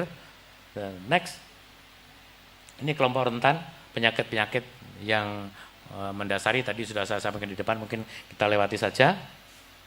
Ya, the new normal lifestyle santri Indonesia. Pandemi COVID-19 memaksa tiap orang menjalani kehidupan melalui physical social distancing, menjaga jarak, menggunakan masker, kebiasaan mencuci tangan dan sebagainya. Kemudian new normal life-nya yaitu sebagai jalan keluar bersama selama pandemi berlangsung hingga ditemukan vaksin atau obatnya. Menjalani kehidupan normal seperti sebelum pandemi dengan memperhatikan dan melaksanakan protokol kesehatan. Mari kita segera kembali lagi ke kehidupan normal, tapi yang baru, model baru. Next. Memulai aktivitas di pesantren, sangat mungkin dilakukan. Tadi saya sampaikan usia santri itu hampir semuanya muda, bahkan tadi disampaikan maksimal itu biasanya kalau udah 30 tahun baru lulus. Saya sekolah itu lulusnya 40 tahun. Saya berhenti sekolah itu umur 40 tahun. Kemudian new normal lifestyle santri Indonesia itu sebagai cara beradaptasi dalam pola interaksi sosial di pesantren sangat mungkin dilakukan dengan, tapi ya itu tadi, syarat dan ketentuannya berlaku. Jangan asal dimulai saja. Nah kemudian tentunya hanya berlaku pesantren mukim, menyiapkan sarana prasarana kesehatan, menyiapkan sarana prasarana pendukung gaya hidup baru yang menunjang dipatuhinya protokol kesehatan. Contohnya begini, kalau membuka ini, ya tidak boleh lagi menyediakan tempat wudhu yang bak, jeding jadi satu, padasan semua misalnya. Itu kan menunjang pola hidup baru. Di depan pesantren harus ada keran atau padasan untuk cuci tangan dengan sabun misalnya. Harus menyiapkan masker. Itu kan menunjang protokol yang baru, kehidupan pesantren yang baru. Dan berikutnya adalah mensosialisasikan kebiasaan gaya hidup baru ini. Harus kita sosialisasikan kepada para masyayikh, kepada para ustadz dan kiai-kiai. Dan memperhatikan kedisiplinan seluruh stakeholder pesantren. Saya ulang lagi, stakeholder pesantren di sini sangat penting karena hubungannya paternalisme tadi itu. Apa kata yainya? Kemudian tentu saja memperhatikan kedisiplinan seluruh warga pesantren dan berikutnya memperhatikan dan mentaati protokol kesehatan harus. Bagi pesantren yang terintegrasi, tadi saya sebut sudah di depan, ini harus dirubah modelnya menjadi santri pondok. Nah kita sebut aja pondok pesantren, jadi ya, kalau pondok pesantren berarti kan santri mukim ya. Next. Persiapan. Ini usul saya, tapi terserah nanti yang berwenang seperti apa. Kalau usul saya sebaiknya diserahkan kepada Badan Kerjasama Pondok Pesantren Indonesia yang sudah punya kekuatan hukum tetap. Artinya apa? Kalau mengajukan ke pemerintah ini nanti kan harus dari yang berbadan hukum, bukan dari orang per orang, bukan dari kelompok per kelompok. Di Indonesia sudah ada Badan Kerjasama Pondok Pesantren Indonesia. Tapi kalau kemudian tidak dipakai, ya tetap harus ada organisasi baru untuk mengurus apa? Single data santri Indonesia. RMI juga bisa. Tapi di sini kemudian apa kesempatan kita untuk membentuk single data santri Indonesia. Sehingga kita bisa mengontrol mereka, kita bisa memberikan edukasi yang tepat. Nah, kemudian nama pesantren dan alamat harus lengkap. Nama lengkap santri sesuai dengan nomor induk KTP, kalau belum punya pakai KK. Nomor induk kependudukan kartu keluarga atau kartu keluarga, kemudian alamat santri harus sesuai dengan tanda kartu penduduk. Kalau enggak harus ada keterangan. Ini sarannya untuk membuka lagi pondok pesantren. Nah, seluruh santri harus punya status COVID. Status COVID itu artinya apa? Dia sudah pernah terinfeksi apa belum? Yang mengeluarkan siapa? Rumah sakit atau dinas kesehatan setempat. Harus ada data itu nanti. Sudah saya sampaikan, kalau mau membentuk single data silakan dipakai ini. One solution in my hand. Jadi seluruhnya ada di genggaman kita. Kemudian status kesehatan santri. Santri itu sebelum kembali lagi harus mengantongi surat keterangan. Sehat apa enggak? Punya penyakit penyerta apa enggak? Soalnya apa? Perlakuan di dalam pesantren nanti berbeda antara yang punya penyakit sama enggak. Sehingga pesantren itu harus menyiapkan ke depan kalau mau dibuka. Ini yang saya cerita yang ideal ya. Dan saya rasa kita harus yang ideal. Pesantren itu harus punya ruangan untuk karantina. Pesantren itu harus punya ruangan isolasi. Di pesantren itu harus ada ruang transit. Sebelum dia masuk ke pesantren kan diseleksi dulu. Kalau rumahnya Jawa Barat kemudian ke Ngunut, tentu saja kan nggak boleh langsung masuk ke pesantren. Harus ada rumahnya siapa untuk transit dulu. Karena itu harus diverifikasi dulu. Nanti alurnya tesnya saya sampaikan. Kemudian status kesehatan santri tadi sudah. Oke, next. Persiapan yang kedua, sarana prasarana. Rumah transit. Pesantren harus punya poliklinik.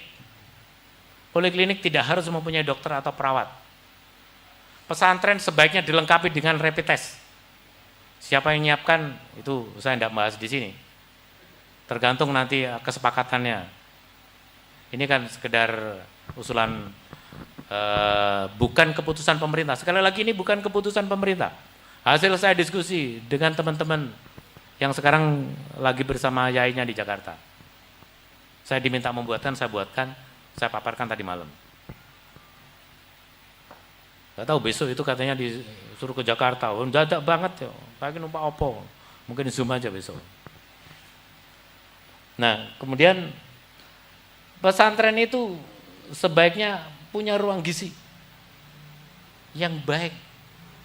Punya dietitian, ahli gizi. Nggak harus punya.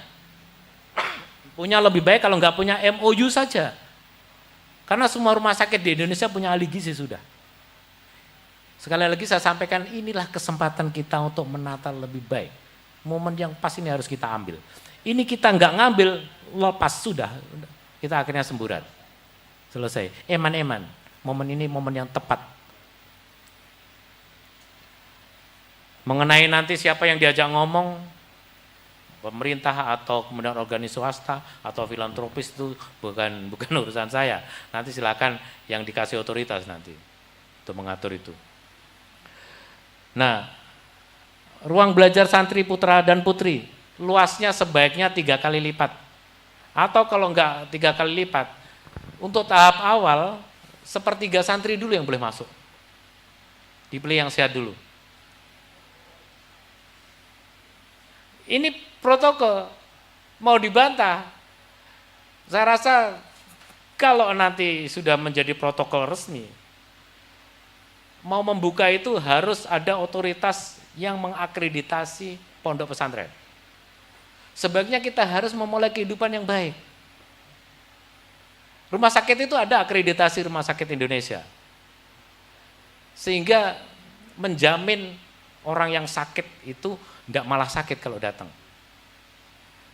Pesantren ke depan menurut saya harus ada akreditasi Pondok Pesantren Indonesia. Kapan lagi kita mau membuat yang teratur kalau nggak sekarang? Nah, kemudian yang berikutnya, asrama putra dan putri juga begitu, luasnya harus 3 kali lipat. Kalau tidak, ya 1/3 dulu lah yang masuk. Nanti sambil kita lihat perkembangan, yang kalau dalam bahasa Inggris namanya surge capacity, surge capacity. Jadi pondok pesantren harus mulai memikirkan untuk melarkan sarana prasarana. Kalau tidak, silakan menampung sepertiga saja. Karena apa? Untuk sarana taat kepada protokol kesehatan, physical distancing itu. Kemudian mempunyai tempat cuci tangan dengan keran yang mengalir, tadi sudah saya sampaikan, padasan atau apapun bentuknya. Kemudian hand sanitizer bisa bikin sendiri, tadi sudah saya sampaikan. Masker, sarana olahraga, ruang karantina, ruang isolasi santri putra dan putri.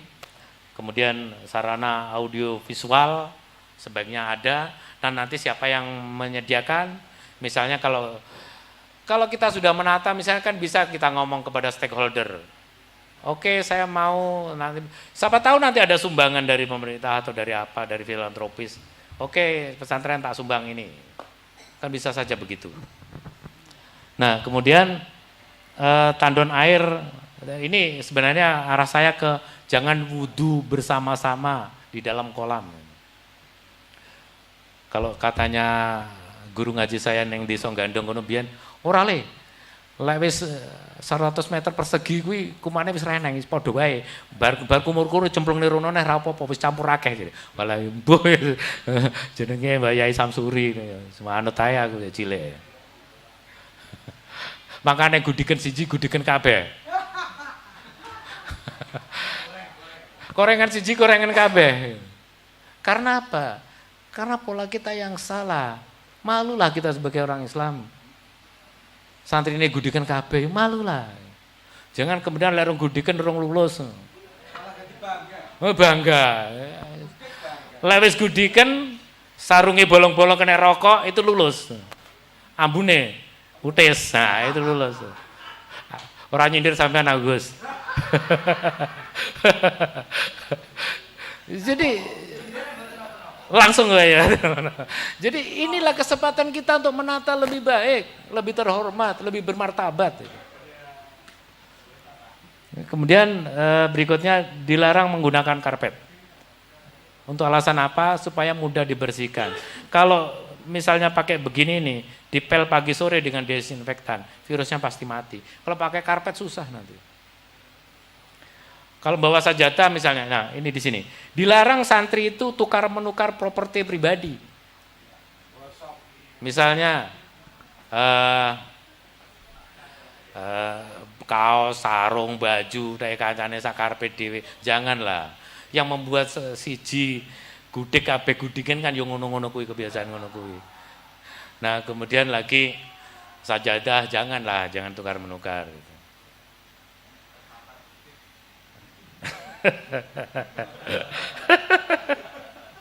Seneng aku lagi nih. Soalnya aku dulu waktu jadi dokter di daerah-daerah itu, kalau ada yang gudikan itu, kemudian saya mesti ngomong, kowe santri ini sapa? Iya, imu ora tau ngaji apa piye saya bilang gitu. Wong santri gudikan kok bangga. Ini sepurane ngapunten ya, saya kadang-kadang yang ngono kuwi, lek ngaji, waduh. Lek ngaji.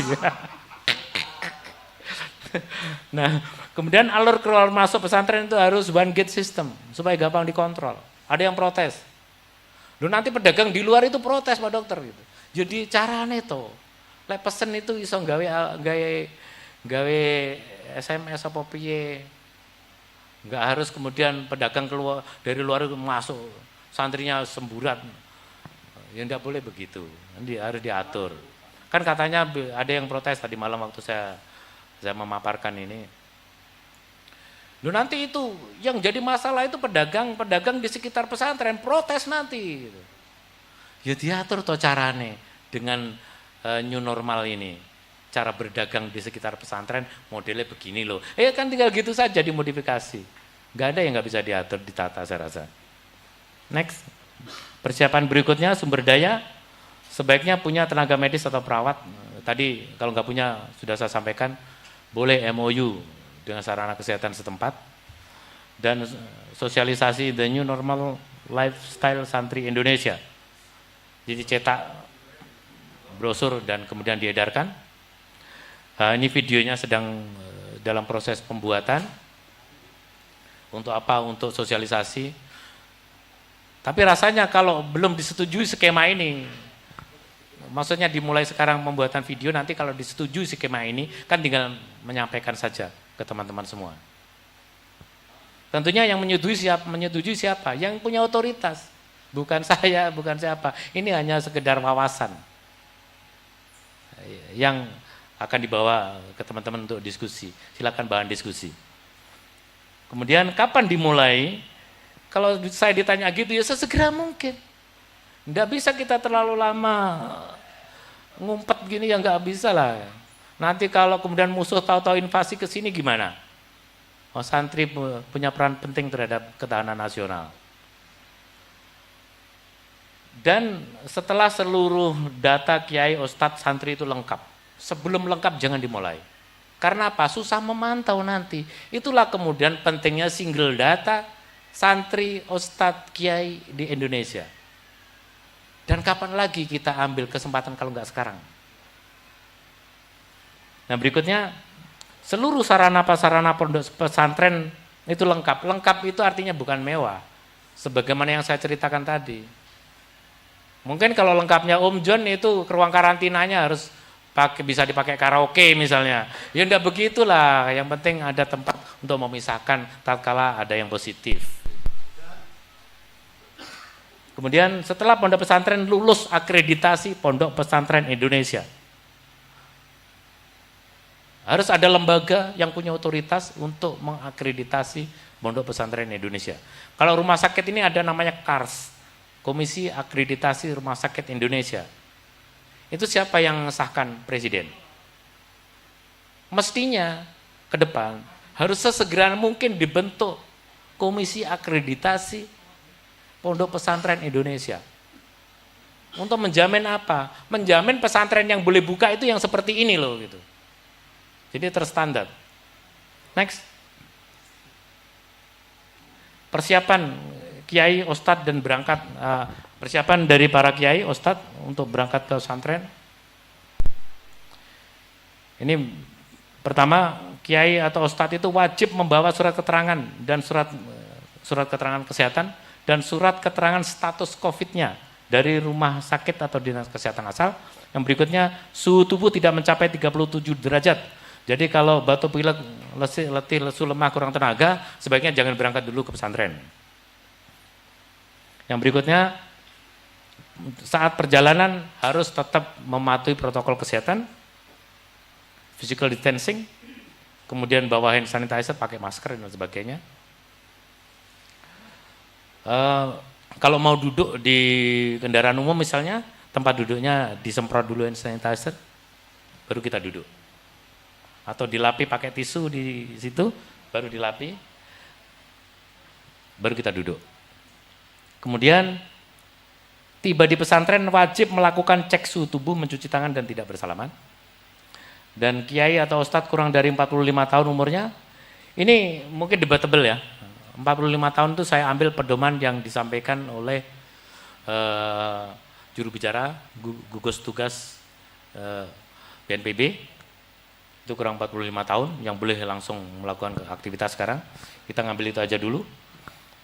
Kurang dari 45 tahun yang memiliki penyakit penyerta, ada diabetes, ada hipertensi, ada jantung dan sebagainya, diperbolehkan kembali ke pesantren dengan perlakuan khusus. Untuk itulah kemudian saya bilang, pondok pesantren harus mempunyai ruang isolasi, ruang karantina, ruangan untuk beliau yang mempunyai pengecualian, usia tua, biarpun muda, tapi mempunyai penyakit kronis. Itu sendirikan. Jangan dicampur dengan anak-anak muda yang bandel-bandel, sehat-sehat itu.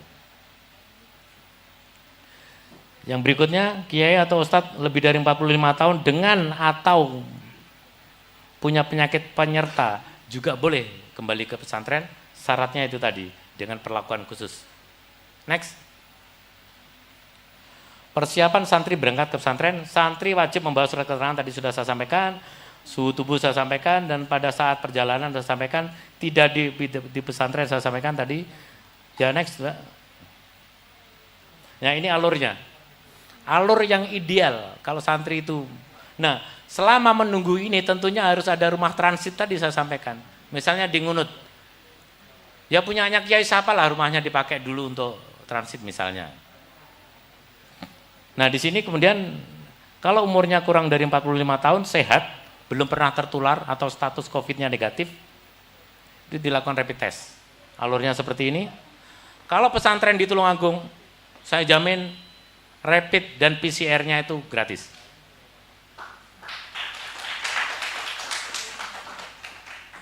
Nggak tahu tapi luar Tulungagung ya. Nah, ini idealnya seperti ini. Kalau kemudian tidak bisa ideal begitu, next. Ya alternatifnya seperti ini. Ini agak ngirit yang ini. Ini agak ngirit. Ada lagi yang di bawahnya ini, ngirit lagi ada. Tapi saya tidak sampaikan nanti di pedomani wong-wong nanti. Ya next.